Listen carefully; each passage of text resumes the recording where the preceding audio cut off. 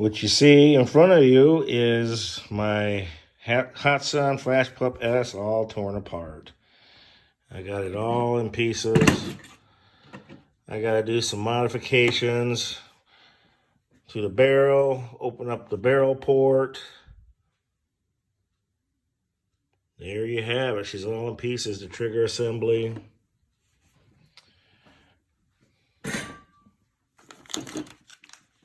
Pneumo regulator is gonna go in. But over here,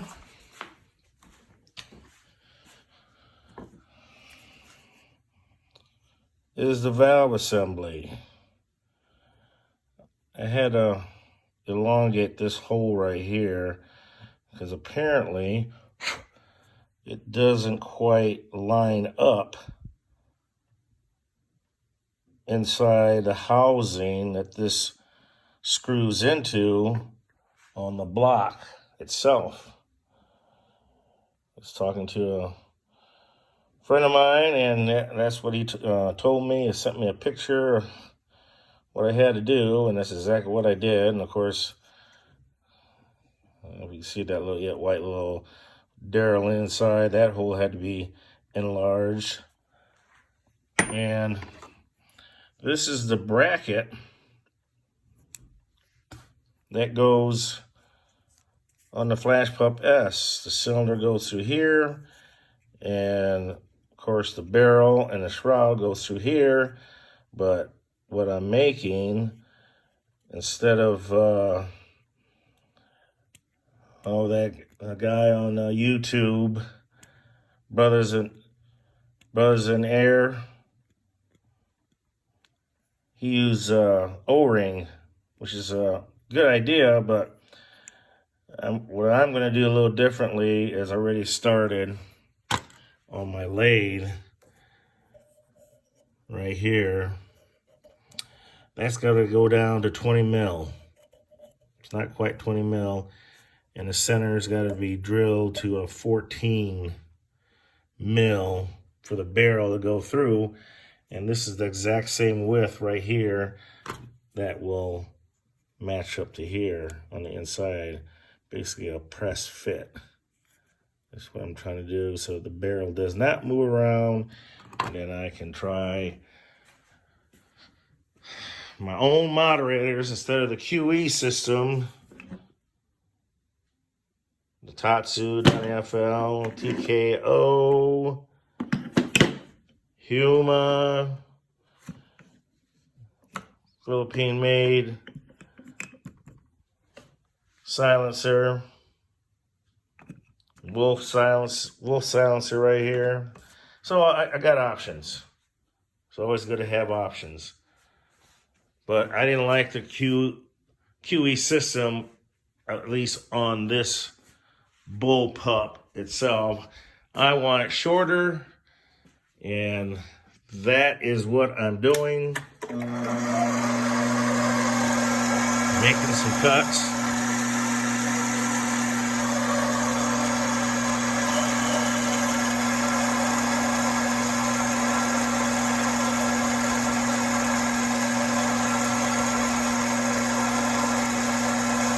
Get it down to 20 millimeter.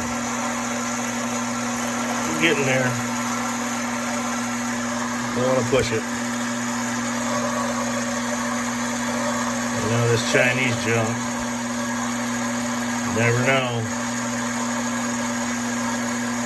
Something's gonna break on you, so really don't want to push it. Anyways, I'll show you the finished product when I'm done. And get a better understanding of what I'm trying to do. To be continued. Flashpup S Part 2.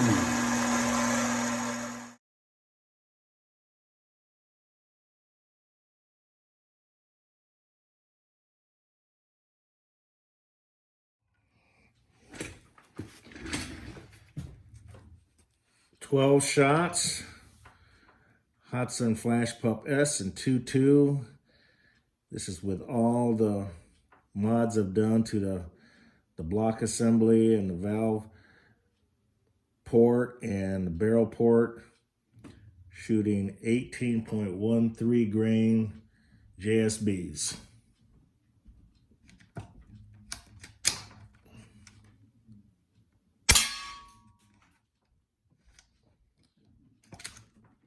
$8.52.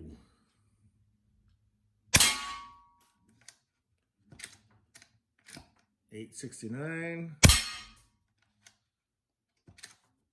$8.76. $8.85. $8.86. $8.84. $8.85. $8.96. $9.05. $9.12. $8.94. $9.03. Unregulated.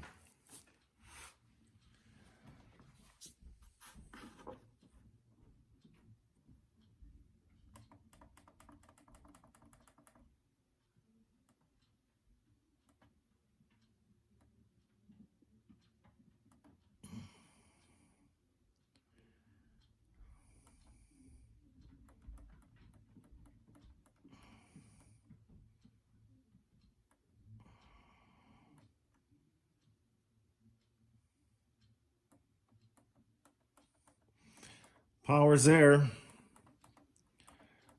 Only thing I gotta do is just turn up very little on the hammer spring adjuster in the back of the stock, and I could be shooting 21 grains all the way up to 25 grains pellets, and could be shooting slugs if I wanted to, but that's not my intent. So it went from, when I first did the bullpup that could part 1 out to the range, it was under 870. That's what the gun was shooting at. And now it jumped up all the way up to 900. So it was almost 50 feet per second more. Well worth the time putting into it to gain the power out of this gun with just a twist of the hammer spring screw. I can adjust it all the way down to 750 feet per second, or I can go all the way up, if I wanted to, up to 1,000 feet per second. Just that quickly by one turn on this hammer spring screw, and I can have the power right up there if I need it. Now I'm gonna put the regulator back in and then do a 12-shot group. Maybe you can do a little tuning in between. I'll be right back and let you know. Hello and welcome to another episode of Airgun Reviews and Hunting Channel, a bullpup that could part 2. As we saw already in the videos, some of the modifications I did to this Flashpup S turned out quite nicely, I think, in my opinion. Definitely looks a lot better without the QE system on there, and with a aftermarket moderator, Donnie FL Tatsu. I want to give a shout out to Donnie FL for the hat and shirt. Thank you for that. But anyways, I went this route because I felt that the Flashpup with the QE system just aesthetically didn't look right for me now. Now that's just my own opinion. And here are the reasons why I decided to go that route. As you can see,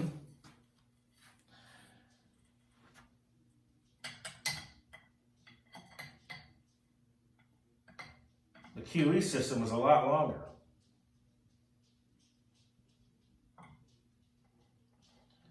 So I did shorten it up by 3 inches. And it looks a lot better, in my opinion. But also, it enables me to run any aftermarket moderator. This one is made in the Philippines. And I can have a choice of running a Huma moderator on there. Or I could go back to the QE system. I have a lot of options. Whereas, as before, didn't have any options. But I did modify and put a bushing in here because the tube diameter is 20 mil, so I had to make a bushing to support and make the barrel stout and not loose, which did a pretty good job.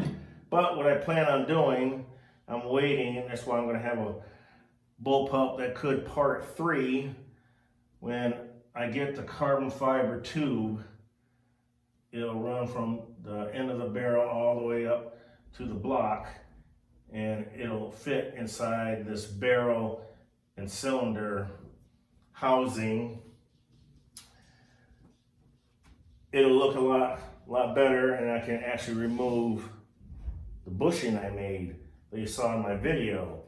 Now, you still could go, if you don't have access to a lathe, there's nothing wrong with getting the grommets, because Brothers in Air featured on his channel what he did when he removed his QE system and went with an aftermarket. You still can use these rubber grommets right inside, because I just show you in the video, you can get these at Lowe's or any hardware store.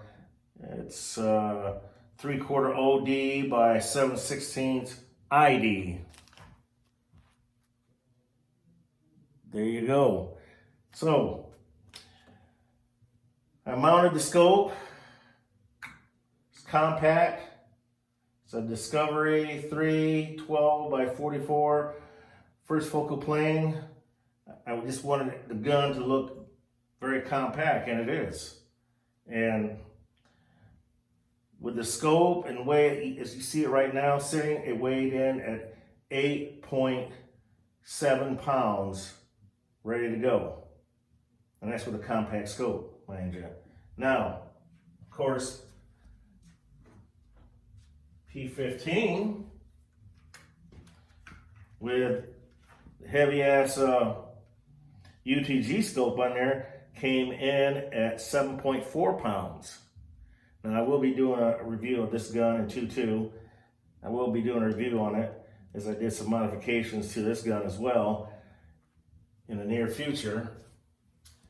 But I plan on doing a shootout with these guns. A 177 shootout,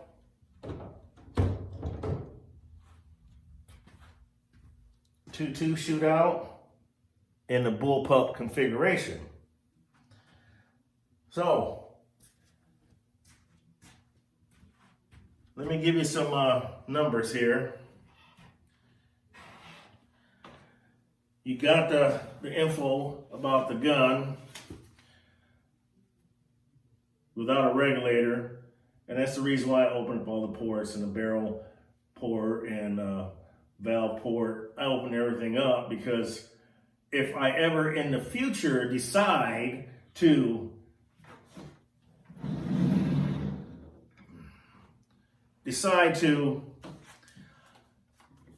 up the power, Hatsans are known for shooting slugs if I wanted to. I have some slugs. I might try it just to see what it'll do. But this gun is going to be basically used for pesting. Yeah, it's granted it's 22 caliber, but I've got options right in the back here. Now I can adjust the hammer spring externally. Don't know if you can see the hole or not, but there's a hole in the back of the stock right here. Goes all the way through to the hammer spring. So yes, I can adjust the power out in the field by the number of turns. So I can turn the power up. Now, this gun likes 18 grain pellets. So with the regulator in there, and I was getting, I had to tune it down because if I was shooting at around 880, I would only get one magazine, which is 12 shots, regularly now.